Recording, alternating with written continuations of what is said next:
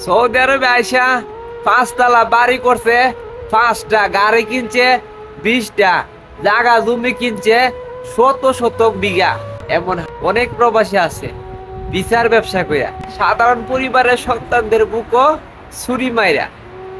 আরে এই প্রবাসীদের বদুয়া যদি লাগে কোনো কিছু থাকতো না, এই বিল্ডিং বাড়ি গাড়ি ধন সম্পদ কোনো কিছু থাকতো না।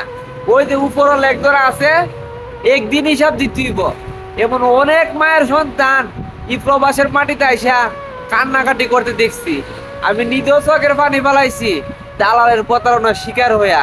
এমন হাজার হাজার প্রবাসী কষ্টের মধ্যে এখনো আছে, এখনো নতুন করে আইসা অনেকে কান্নাকাটি করে শুধুমাত্র আমাদের দেশের কিছু দালালদের কারণে। ভাই ভাই তারা আজকা প্রাইভেট কার নিয়ে ঘুরে, বাড়িতে 5 তলা 10 তলা বিল্ডিং করতেছে, বিভিন্ন ব্যবসা প্রতিষ্ঠান তৈরি করতেছে। আপনি আমার টাকা দিয়া আমাদের বুকো ছুরি মারা।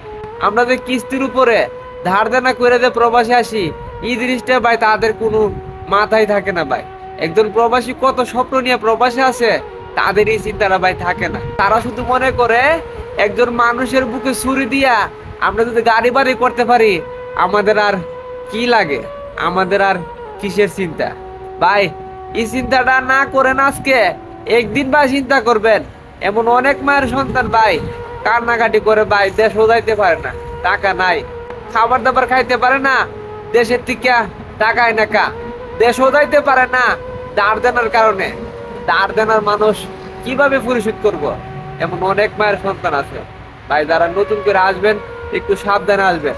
আর আমাদের দেশের সকল শ্রেণীর দালালদের কাছে অনুরোধ ভাই, এই মধ্যবিত্ত ও নিম্নবিত্ত পরিবারের সন্তান দিতে ভাই ঠগায়েন না ভাই।